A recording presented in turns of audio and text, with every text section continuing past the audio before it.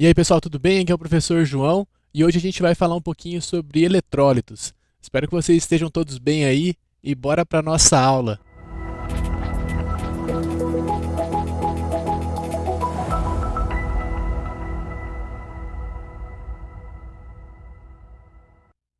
Bom pessoal, então hoje nós temos um assunto novo aqui, né, para tratar. A gente falou então nas últimas aulas sobre geometria molecular, polaridade das ligações, polaridade das moléculas e interações intermoleculares. Hoje a gente começa a falar sobre os eletrólitos, que é um assunto muito importante para o desenvolvimento da química de um modo geral, né? Da forma como que a gente vai trabalhar, não só agora no primeiro ano do ensino médio, mas também nos próximos anos, tá bom?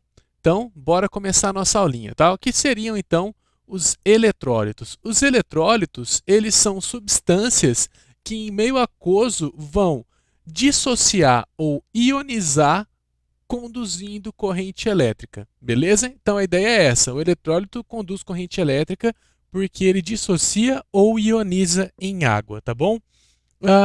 E aí a gente tem algumas questões importantes sobre força dos eletrólitos, tá? Um eletrólito forte é um eletrólito que conduz muita corrente elétrica. Já um eletrólito fraco é um eletrólito que conduz pouca corrente elétrica, beleza? Dentre os eletrólitos que a gente vai estudar, nós temos os ácidos, as bases e os sais, tá? Esse aqui a gente vai estudar por último. Hoje a gente vai falar um pouquinho sobre os ácidos e sobre as bases, tá? A gente fala um pouquinho nessa aula aqui sobre esses dois eletrólitos e aí na próxima aula a gente vai especificar algumas características dos ácidos, depois algumas características das bases e depois, por fim, a gente vai falar sobre os sais, beleza? Bora então continuar aqui. Teoria de Arrhenius para ácidos. Pessoal, essa daqui é bom especificar o seguinte: a gente vai trabalhar com a teoria de Arrhenius, tá bom? Para esses eletrólitos aqui. Existem outras teorias para os ácidos e para as bases, mas no momento a gente vai trabalhar exclusivamente com a teoria de Arrhenius, tá? É importante dizer também que essa teoria de Arrhenius aqui é a teoria, podemos dizer que é a teoria mais simples para os ácidos e para as bases, tá? Existem outras como a de Bronsted-Lowry e de Lewis que são um pouco mais completas do que essa daqui.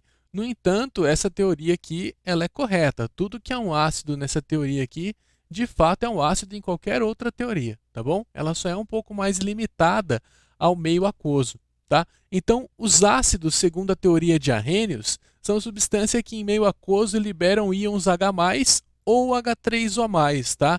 Essa é a característica deles em relação à sua reação de ionização. Eles vão ionizar em água, tá bom? Então aqui nós temos uma reação de ionização. Eles ionizam em água e liberam íons específicos, né? Esse íon específico é H+ ou H3O+, tá? Então eu vou separar aqui a mesma reação para escrever de duas formas, liberando H+ ou H3O+. Então, o que a gente pode perceber aqui, ó? Essa setinha aqui é a setinha que indica a reação química, tá?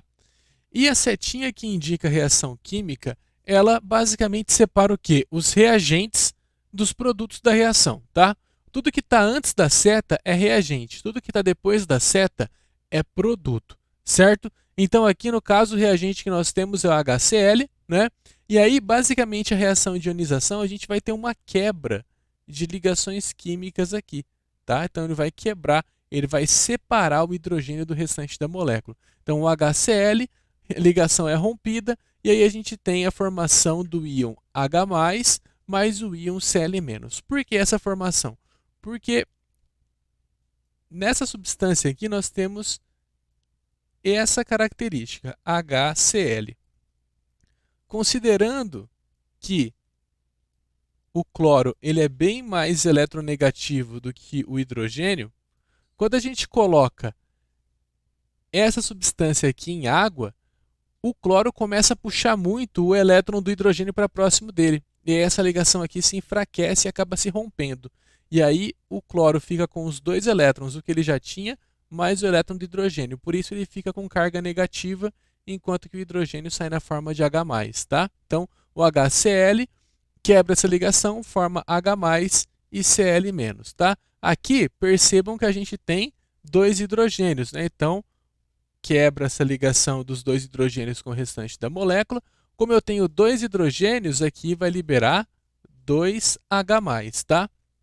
Aqui nós temos um H3PO4, ó, tem 3 hidrogênios, não tem? Então, na reação de ionização do ácido, eu vou quebrar a ligação de 3 hidrogênios, então vai formar 3H+, tá bom? O que sobrou aqui, ó, foi o SO4, né? Como ele perdeu 2 hidrogênios, ele ficou com os 2 elétrons desse hidrogênio. Por isso que a carga do SO4 é 2-, tá? Aqui, o que sobrou foi o PO4, certo? Então, eu coloquei o PO4 aqui. Como a gente teve a ruptura de 3 ligações do hidrogênio nessa molécula aqui, liberando 3H+, no caso, a carga aqui em cima vai ser -3. Por quê? Porque esse íon PO4 vai ficar com 3 elétrons do hidrogênio, certo? Bom, outra forma de escrever essa mesma coisinha aqui é com a reação entre o ácido e a água. Então, por exemplo, liberando, no caso, H3O+, né? Então, por exemplo, aqui, o HCl, ele tem um hidrogênio só, né? Então, ao reagir com uma molécula de água, né, essa molécula de água retira o hidrogênio desse ácido aqui, certo? Formando o íon H3O+. O que sobrou foi o Cl, né? Então, o Cl vai ficar com a carga -1. Aqui o mesmo esquema, só que olha só, eu tenho 2 hidrogênios, então eu preciso de 2 moléculas de água. Essas 2 moléculas de água, cada uma vai retirar um hidrogênio, formando 2H3O+, mais o SO4 2-, tá? H3PO4 tem 3 hidrogênios, então eu preciso de 3 moléculas de água. Cada uma vai retirar um hidrogênio e formar, no total, 3H3O+. E o que sobrou foi um íon PO4 3-, tá bom? Por que os ácidos são eletrólitos? Porque a formação de íons, a liberação de íons em água, faz com que essa substância aqui conduza corrente elétrica. Se o ácido não estiver em meio aquoso, ele não consegue liberar íons, tá? Essas ligações não são rompidas. Quando essas ligações aqui não são rompidas, você não tem a liberação de íons e, consequentemente, você não tem a possibilidade de conduzir corrente elétrica em meio aquoso, tá? Nesse primeiro exemplo aqui, pessoal, é só importante fazer o seguinte: em cima da setinha que separa reagentes e produtos, sempre colocar água, tá? Para indicar que essa reação aqui está acontecendo em meio aquoso, tá? Então, no fim das contas, segundo a teoria de Arrhenius, o ácido ele só vai se comportar de fato como ácido se ele estiver em água, tá bom? Beleza? Espero que tenha ficado claro aí essa primeira parte da aula.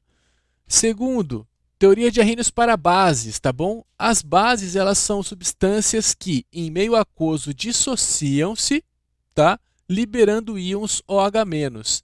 Esse íon OH- a gente chama também, ele tem o nome de hidroxila, beleza? Hidroxila. Certo? Então, liberou hidroxila, tem uma base, tá? Outra coisa aqui, os ácidos eles apresentam um sabor azedo, beleza? Enquanto que as bases apresentam um sabor adstringente. O que seria um sabor adstringente? É uma substância marrenta, tipo quando você come banana verde, sabe aquele sabor marrento na boca, né? E aí o que acontece? Os ácidos eles são formados por ligações covalentes, tá? Ligações covalentes. Opa, ligações. É terrível escrever com o mouse. Covalentes. Por isso que a quebra de ligação covalente a gente chama de uma reação de ionização, porque ela não é formada por íons, mas daí quando ela quebra ela forma íons, tá? Agora, nas reações de dissociação das bases, o termo dissociar significa o quê? Que eu estou separando, eu estou dissociando ligações iônicas, tá bom? Ligações iônicas, ou seja, a ligação ela própria já é formada por íons, e aí esses íons simplesmente se separam, tá bom? Então, por exemplo, aqui eu tenho o NaOH, o CaOH2 e o AlOH3. Percebam que nas bases nós sempre temos o término aqui com OH, né? OH, OH, OH, certo? Enquanto aqui no ácido a gente sempre começa com o hidrogênio.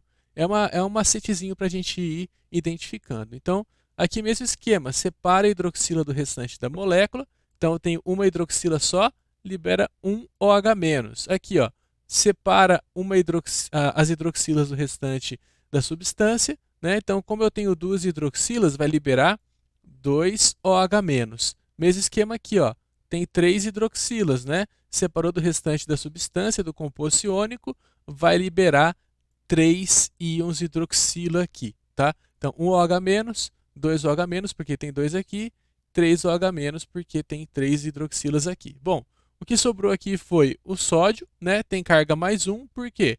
Porque a hidroxila já levou o elétron dele, certo? Por isso ele tem uma carga resultante negativa. Então, a carga aqui é mais 1.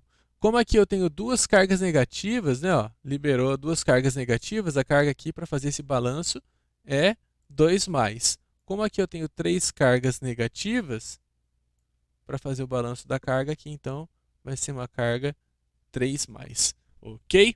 Então, basicamente é isso a aula de hoje, tá, pessoal? Uma diferençazinha entre os ácidos e as bases, tá? Então, a base vai liberar íon H+, ou H3O+.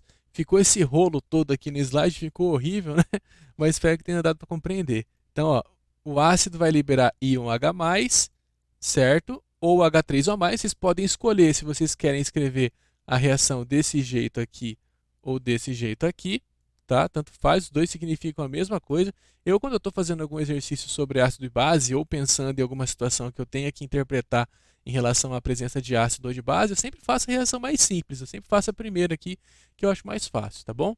E aqui nós temos as bases da liberação da hidroxila, certinho? Pessoal, então é isso aí, espero que vocês tenham compreendido a aula de hoje e a gente se vê na próxima. Um forte abraço, até mais, valeu!